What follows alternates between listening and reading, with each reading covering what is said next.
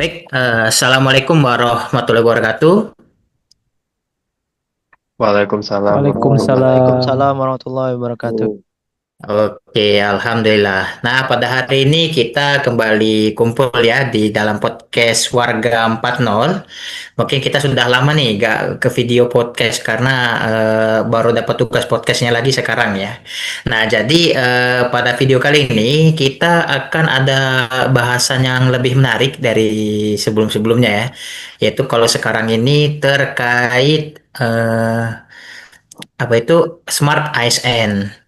Nah, emang kami dari pelajarkan yang terkait sama ASN ini ternyata memang sangat luas dan sangat ini ya, sangat berat ya ilmunya ya, karena memang dari kita sendiri itu ternyata selain dari diri kita sendiri sebagai ASN yang perlu melakukan pengembangan diri, ternyata kita juga perlu melakukan secara level pemerintahan atau nasional ya dari manajemen ASN, smart ASN, sama ada dua lagi istilah kemarin itu apa aja namanya?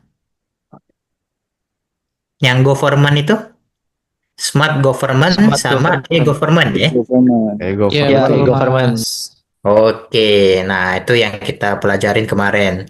Nah, dari kita pelajarin itu, kita diminta nyari isu nih. Nah, isu yang ada di kantor kita. Nah, beberapa ada kami buat dulu. Pegangan isu ada sekitar 4. Mungkin akan kita sedikit obrolin di sini. Nah, yang pertama itu isu yang kami ambil kesenjangan literasi dan kompetensi digital antar generasi. Nah, mungkin dari sini kita coba minta pendapat dari Mas Fajri dulu nih terkait isu itu. Kesenjangan literasi dan kompetensi digital antar generasi itu bagaimana sih maksudnya isunya, Mas? Iya Mas, jadi kan seperti yang kita tahu teknologi kan terus berkembang nih masalah digital itu. Sedangkan kita yang generasi muda ini waktu baru lahir itu udah teknologinya udah baru banget gitu.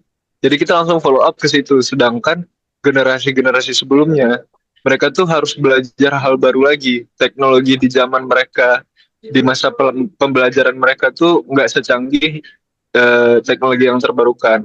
Mungkin itu salah satu alasan kenapa ada gap terkait digitalisasi ini. Mungkin itu sih dari saya dulu, Mas.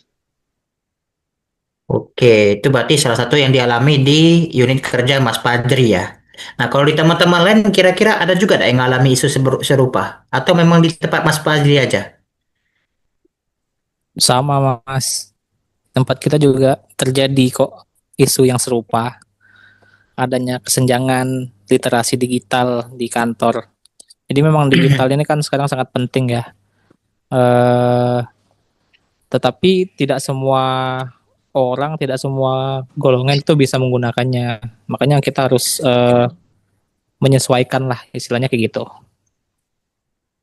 Ya, Iya. mungkin karena ini juga ya, karena kita mungkin karena perjalanan yang cepat, tiba-tiba diminta aplikasi dan mungkin belum siap. Mungkin karena kalau orang yang lama juga kadang terbiasanya lebih ke SMS ya, tahu-tahu beralih ke WA, Facebook, IG, akhirnya mungkin belum terlalu siap sepenuhnya ya untuk melakukan semua itu ya.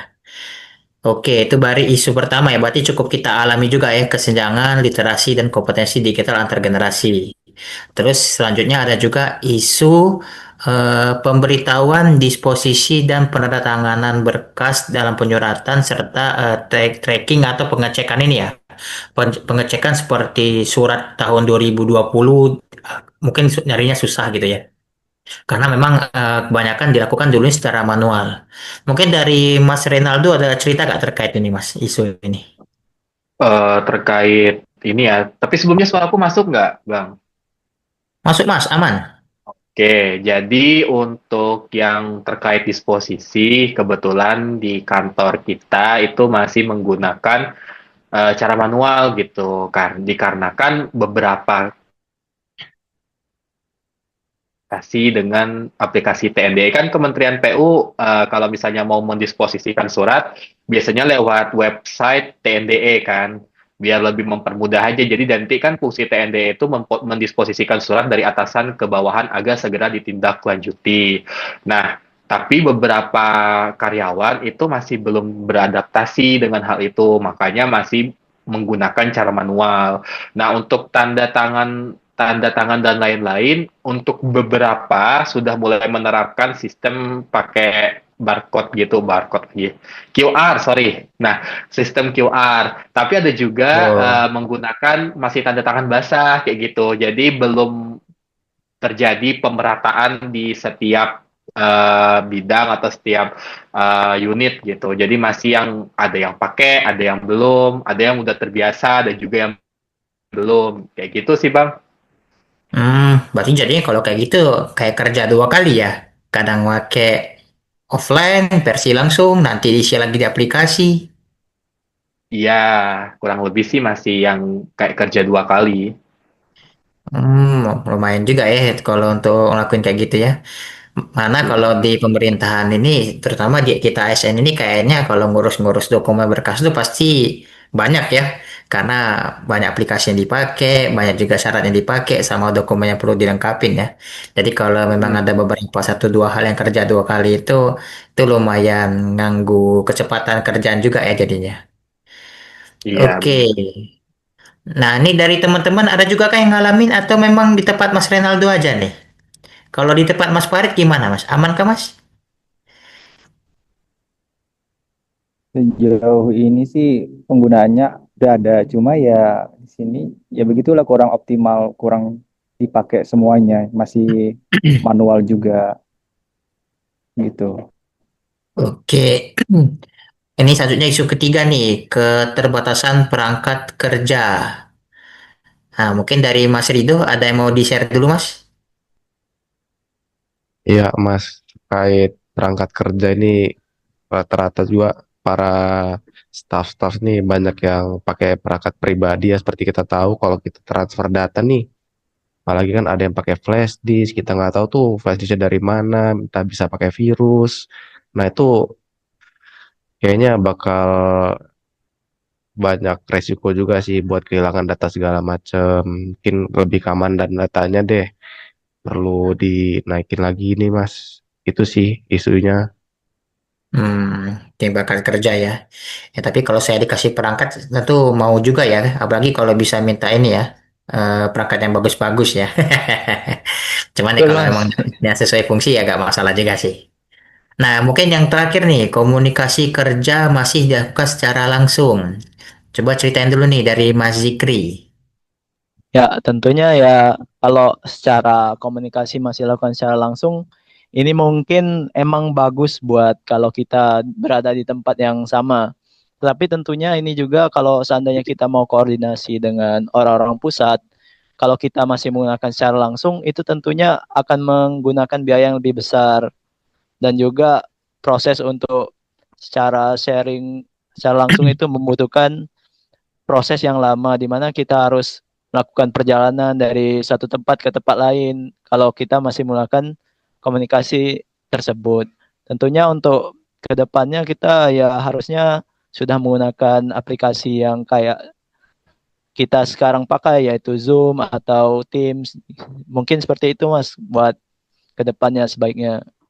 Kalau di kantor saya itu karena masih banyak yang berdekatan jadi masih digunakan secara langsung. Tapi kalau untuk yang jarak jauh kita seperti sekarang itu sudah lumayan digunakan Zoom, Bang.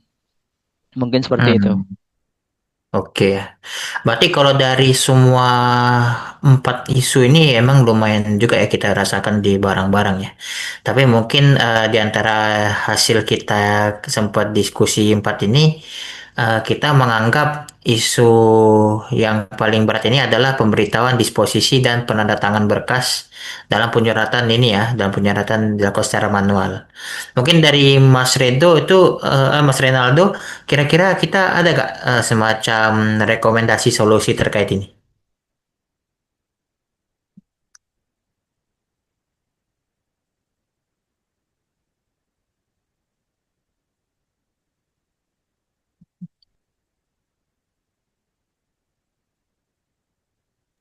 Mas Rido ya ini ya. Sorry, Mas Renaldo. Oke, bentar. Ini tadi, sorry Bang, bisa di repeat lagi nggak? Ya, jadi kita langsung ke poin ini nih, rekomendasi solusi. Hmm, ya, solusi yang untuk literasi digital ya.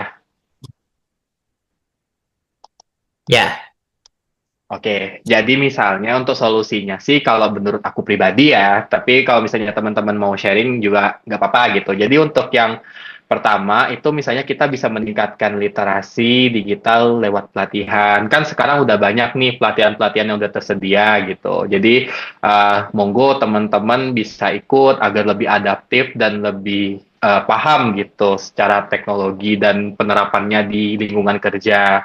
Jadi kayak kita tuh nggak perlu muluk-muluk atau bingung mau kemana gitu. Karena kan orang-orang tuh pada dasarnya nggak paham kalau nggak pernah mencari tahu. Tapi kalau kita udah mencari tahu, pasti kita ya minimal paham dan bisa menerapkan itu. Gitu sih. Tapi teman-teman lain apakah ada tambahan? oke nih, tadi karena tersebut Mas Rido, coba kita ke Mas Rido nih. Ada tambahan nggak dari Mas Rido? Ya itu sih mungkin lebih ke arah pembiasaannya ya, karena semua orang juga pasti gak bakal langsung bisa ya. Itu sih pelan-pelan yang penting diajarkan diedukasi nih ke unit-unit kerja kita masing-masing supaya jadi biasa orang-orangnya. Gitu sih Mas.